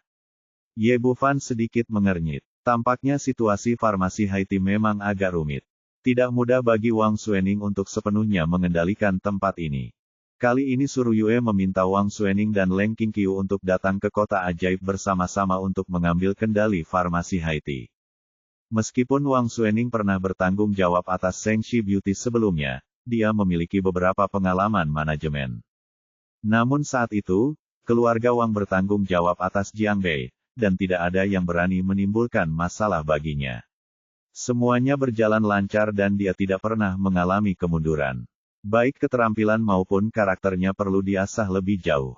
Belum lagi Leng Qingqiu, meskipun tingkat kultivasinya sangat tinggi, dia adalah batu tulis kosong dalam hal hubungan manusia dan kecanggihan. Dia hanya datang ke sini untuk berlatih, jadi dia pasti tidak akan banyak membantu. Bab ini belum selesai, silakan balik halamannya. Sungguh, selamat untukmu. Huang Xiaoxing masih belum bisa mengubah karakter sederhananya. Asisten Presiden, gaji tahunan Anda pasti cukup tinggi, bukan? Chen Dong sangat puas dengan tanggapannya dan berkata dengan ekspresi bangga di wajahnya, reservasi awal adalah gaji tahunan sebesar 600.000, dan mungkin ada bonus dan komisi di masa depan. Ya Tuhan, gaji tahunan sebesar 600.000. Itu sangat banyak. Huang Xiaoxing telah berlatih di masyarakat selama bertahun-tahun dan tahu bahwa gaji tahunan ini sudah sangat tinggi, dan dia tampak iri. Huang Xiaomei mengerutkan bibirnya, bukankah hanya 600.000? Hebatnya, kakak Ye menghabiskan hampir sebanyak itu untuk membeli pakaian hari ini. Sebenarnya, uang adalah hal kedua. Terutama sebagai asisten presiden, saya memiliki banyak kekuasaan dan dapat memutuskan banyak hal. Chen Dong menepuk dadanya dan berkata, masalah pergi ke farmasi Haiti semuanya terserah saya. Saya ingin melamar pekerjaan apapun. Beritahu saya posisinya terlebih dahulu. Saya akan pergi menyapa paman saya besok dan saya akan memastikan Anda mendapatkan lampu hijau. Huang Xiaoxing berkata, saya pernah bekerja di bagian penjualan sebelumnya. Bolehkah melamar posisi penjualan? Tentu saja, itu yang saya katakan. Saya tidak berani mengatakannya di tempat lain.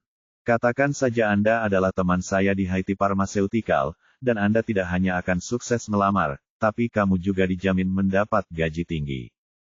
Kata-kata Chen Dong penuh percaya diri dan percaya diri. Sungguh, terima kasih banyak. Huang Xiaoxing tampak bahagia. Sekarang mata adiknya sudah sembuh, dia harus pergi bekerja dan mencari uang. Sudah beres. Kamu pergi untuk wawancara besok. Jika menurutmu itu tidak berhasil, segera hubungi aku dan aku akan membantumu. Orang ini memiliki pemahaman yang baik tentang hati orang-orang wawancara. Pihak lain mungkin berpikir itu tidak sesulit itu, dan rasa syukur yang Anda rasakan terhadap diri sendiri tidak akan terlalu kuat. Jadi dia membiarkan Huang Xiaoxing pergi sendiri dulu, menyapa pamannya di sini, dan langsung mengirimnya kembali.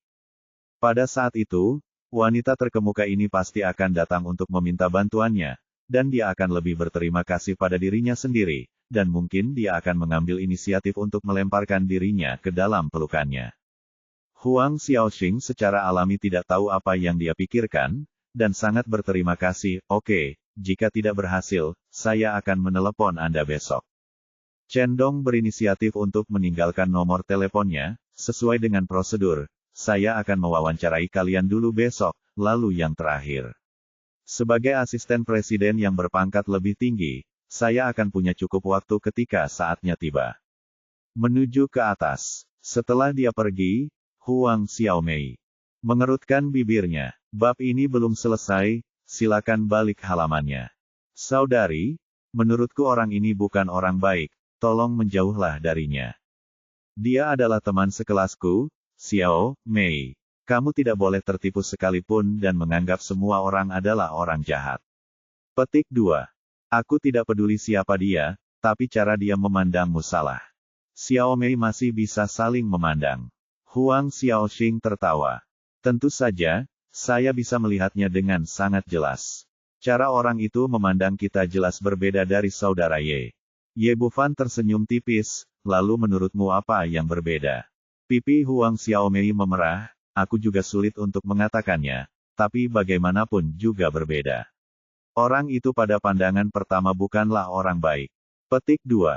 Huang Xiaoxing berkata, oke, jangan terlalu banyak berpikir, dia hanya membantu saya tidak masalah jika dia tidak melakukannya. Beberapa orang mengobrol sebentar, dan setelah hampir makan, mereka bangkit dan pergi. Mereka berhenti berbelanja dan kembali ke hotel. Setelah Ye Bufan menenangkan kedua saudara perempuannya, dia meninggalkan ruangan dan mencari di seluruh kota iblis lagi. Kali ini cakupannya lebih luas dari sebelumnya, tapi sayangnya tidak ada yang ditemukan. Saya hanya tidak sengaja melihat Chen Dong berselingkuh dengan seorang wanita di hotel. Mengecek waktu, kebetulan saat itu tengah malam. Alih-alih kembali ke hotel, ia langsung menuju gedung grup farmasi Haiti. Setelah Wang Xuening datang ke kota ajaib, dia tidak mendirikan tempat tinggal terpisah, melainkan langsung tinggal di kantor presiden, dan Leng Qingqiu tinggal di kamar sebelahnya. Saat ini, dia sedang berdiri di depan jendela, menatap pemandangan malam kota ajaib, dengan sedikit kesedihan di alisnya. Orang jahat itu tidak tahu kemana harus pergi untuk bebas dan bahagia. Dia bekerja sebagai penjaga toko lepas tangan dan membiarkan orang lain bekerja keras untuknya di sini. Seperti dugaan Ye Bufan, pekerjaannya di Haiti Pharmaceutical berjalan dengan baik. Itu tidak berjalan dengan baik, jadi saya merasa sedikit tertekan.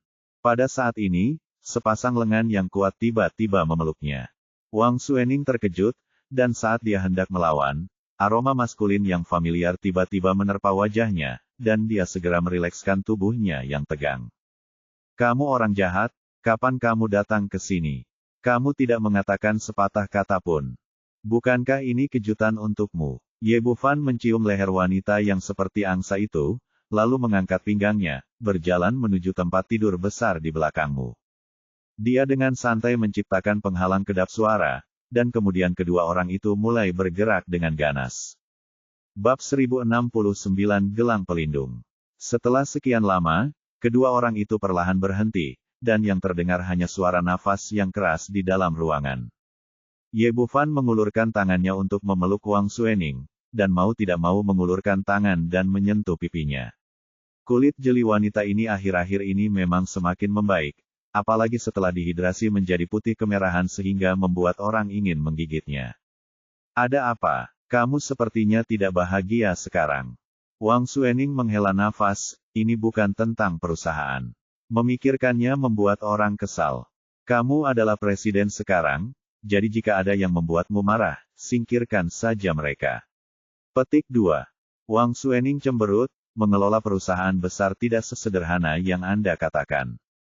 Ye Bufan mencium keningnya, kalau begitu, beritahu saya apa masalahnya.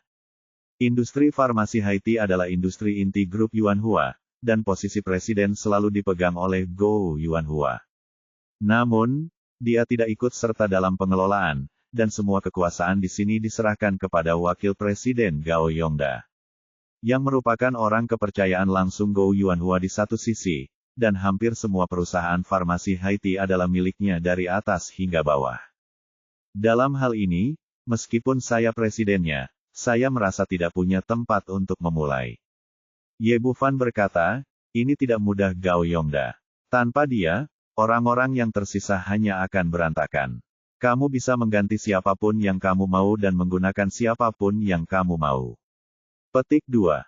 Kamu pikir aku tidak mau, tapi orang itu Gao Yongda itu berantakan rubah, dan dia tidak membiarkan saya mengetahui kekurangan apapun.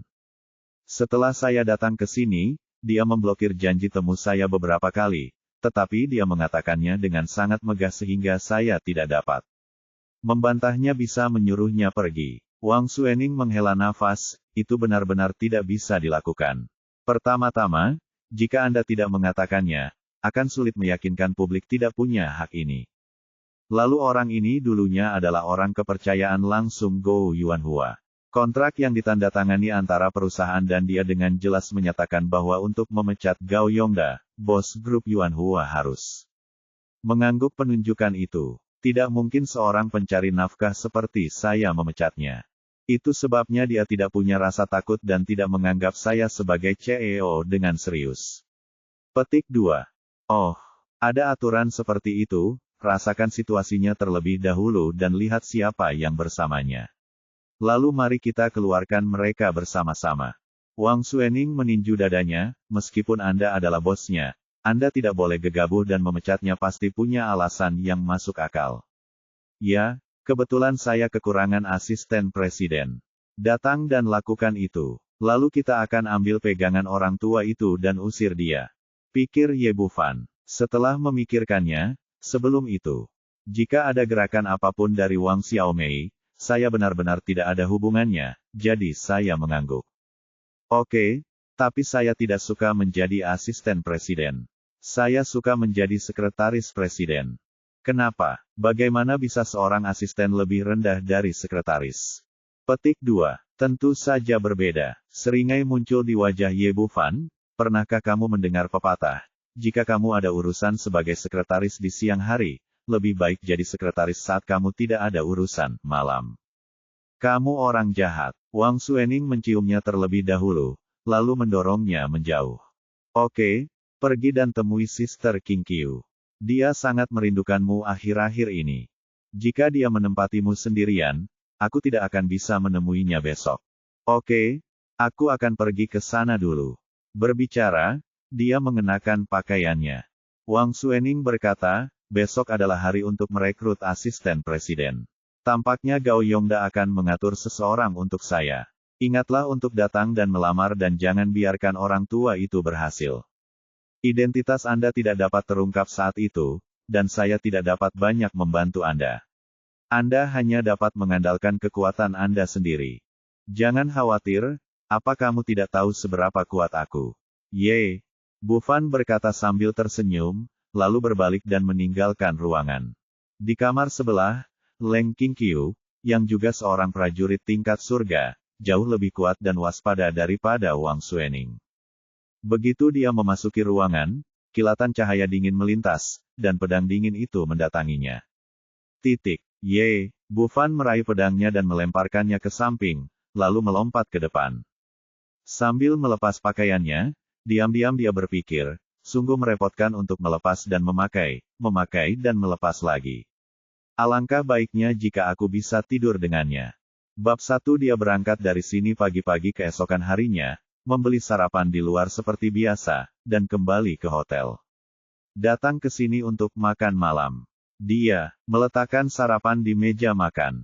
Kakak Ye, dari mana saja kamu? Huang Xiaoxing berkata dengan malu-malu, tidakkah menurutmu tidak nyaman tinggal bersama kami?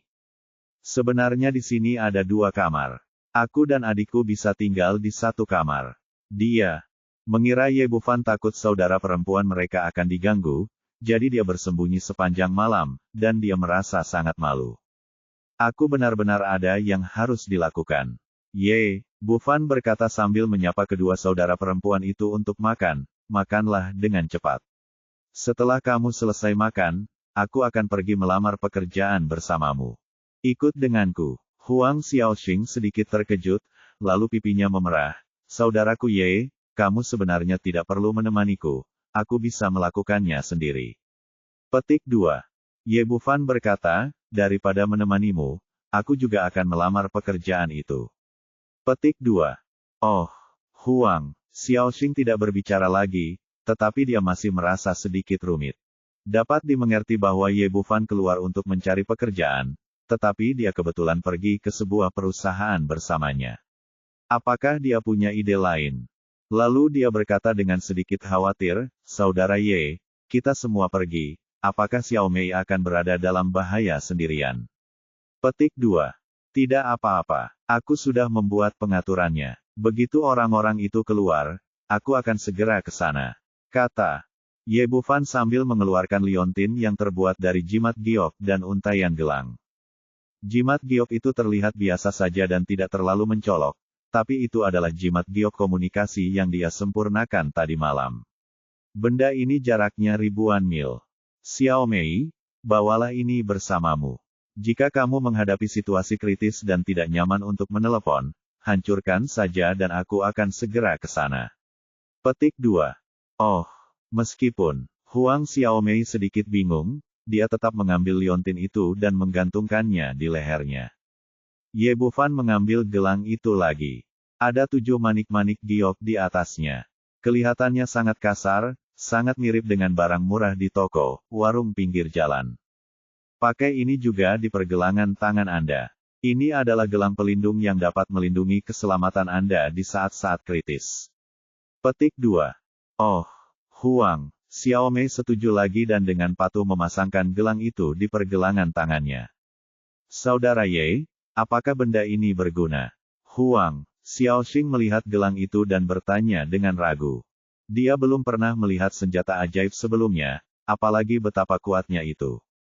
Ye Bufan tahu bahwa dia mengkhawatirkan keselamatan saudara perempuannya, jadi dia mengambil senjata di sebelahnya tanpa penjelasan apapun.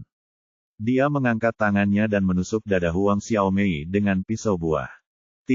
Kedua, saudara perempuan itu terkejut dan tidak mengerti mengapa saudara Ye tiba-tiba menggunakan pisau itu. Tepat ketika pisau buah menusuk dada Huang Xiaomei, cahaya putih tiba-tiba muncul dari gelang itu, langsung melindungi bagian dalam Wang Xiaomei.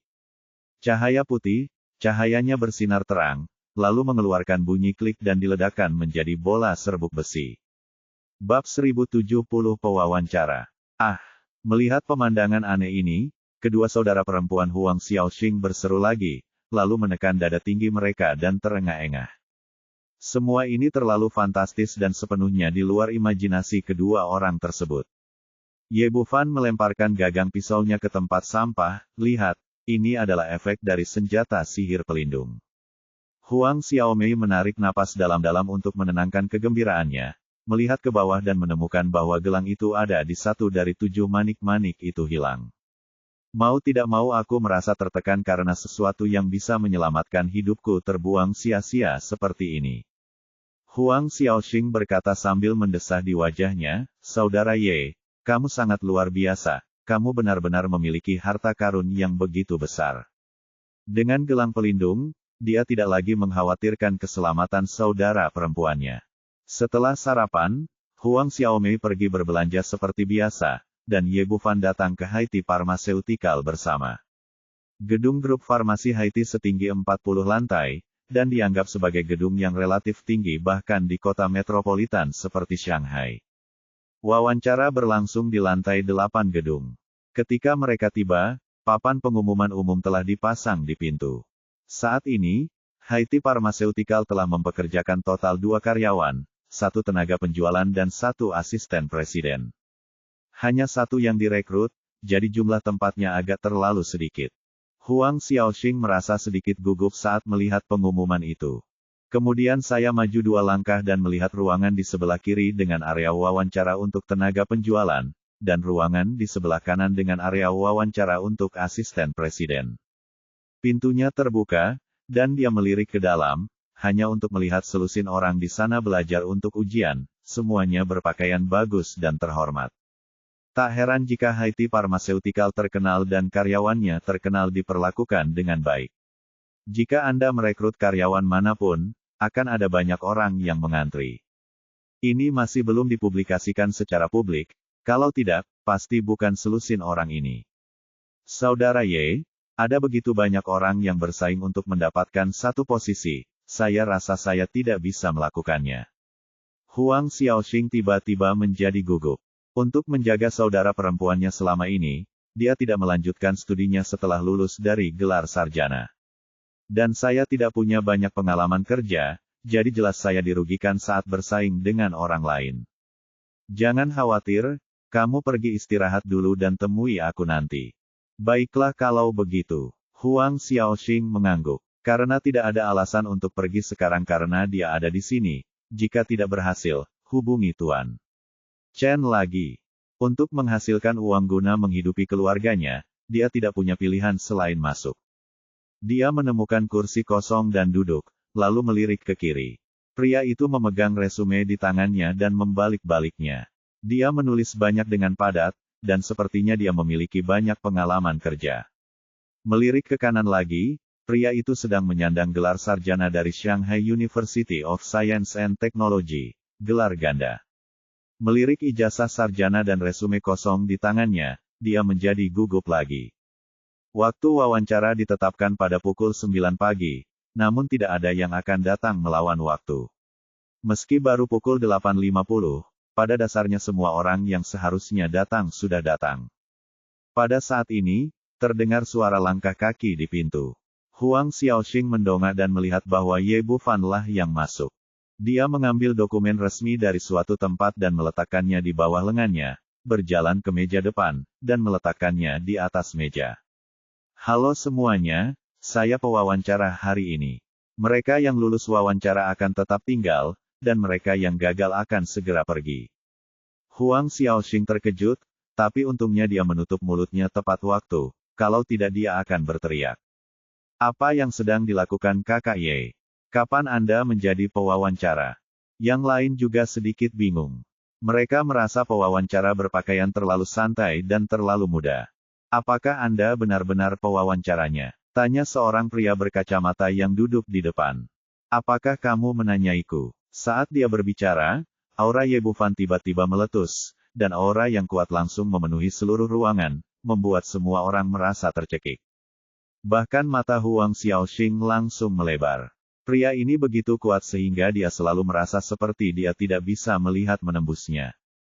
Pria berkacamata itu terkejut, dan dia melambaikan tangannya dengan cepat dan berkata, "Tidak, tidak, saya hanya bertanya."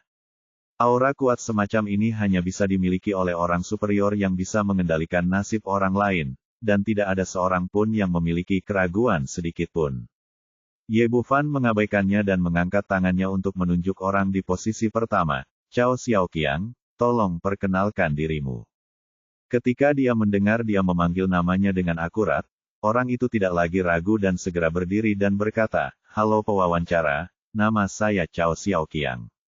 Saya lulus dari Universitas Chengdu dengan gelar master. Berhenti. Sebelum Cao Xiaoqiang selesai berbicara, Ye Bufan menyela dengan kasar, Anda tidak cocok menjadi seorang penjual, kamu boleh pergi. Kenapa? Kenapa? Cao Xiaoqiang bertanya dengan enggan. Bagaimana kamu bisa menjadi penjual jika kondisi pencernaanmu tidak baik? Kembalilah dan pulihkan tubuhmu sebelum kamu kembali. Cao Xiaoqiang tercengang. Tetapi pewawancara, meskipun saya memiliki masalah pencernaan yang buruk, itu pasti tidak akan mempengaruhi pekerjaan saya.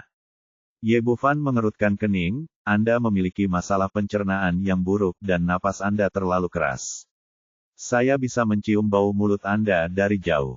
Dan Anda masih memiliki kebiasaan kentut dari waktu ke waktu. Anda melamar posisi penjualan, bukan penyapu sampah. Yang terpenting adalah meninggalkan kesan yang baik pada pelanggan. Jika Anda tidak cocok, segera pergi.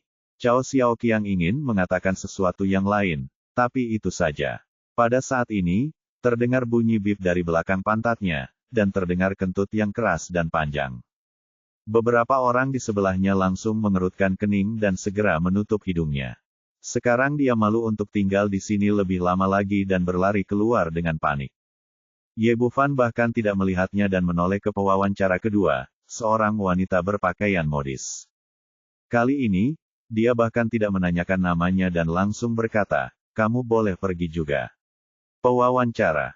Saya belum memperkenalkan diri. Mengapa Anda harus melepaskan saya? Anda memiliki masalah kesehatan. Anda biasanya terlalu memperhatikan citra diri sendiri, sehingga menyebabkan kehangatan yang tidak mencukupi, kekurangan energi ginjal, dan sering buang air kecil. Anda harus lari ke toilet beberapa kali setiap jam. Saat Anda pergi ke kamar mandi, jika pelanggan datang, itu akan sia-sia. Apa yang harus saya lakukan dengan peluang di perusahaan?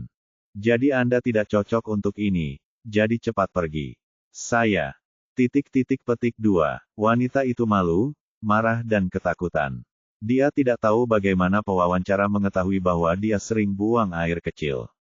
Tetapi saat ini, dia tidak merasa malu untuk tinggal di sini lebih lama lagi, dan bergegas keluar membawa arsipnya. Mata Ye Bufan tertuju pada pewawancara ketiga, seorang pria muda berusia 20-an. Hati laki-laki itu bergetar, bahkan lupa memperkenalkan kualifikasi akademik yang dibanggakannya, dan langsung berkata, katakan kepada pewawancara bahwa saya dalam keadaan sehat, kesehatan saluran cerna saya sangat sehat, dan saya tidak sering buang air kecil. Petik 2. Kamu juga tidak mumpuni, ayo pergi. Wah, sebenarnya tidak ada yang salah denganku. Petik 2 tanda seru. Sebagai seorang sales, yang terpenting tentu saja citra. Bagaimana bisa jerawat di wajahmu mewakili citra farmasi high-tech kita? Ayo pergi. Saya, meskipun pria itu tidak yakin, tidak ada yang bisa dia lakukan. Akhir-akhir ini dia terlalu marah dan memiliki jerawat besar di wajahnya. Setelah itu, Ye Bufan terus mengomentari narasumber yang tersisa. Kamu menderita rabun senja dan tidak cocok untuk berbisnis di malam hari. Ayo pergi, kamu memiliki tulang belakang leher yang buruk dan sering pusing dan sakit kepala. Kamu tidak cocok untuk pergi, kamu sering begadang, terlambat dan gula darahmu terlalu rendah, ayo pergi.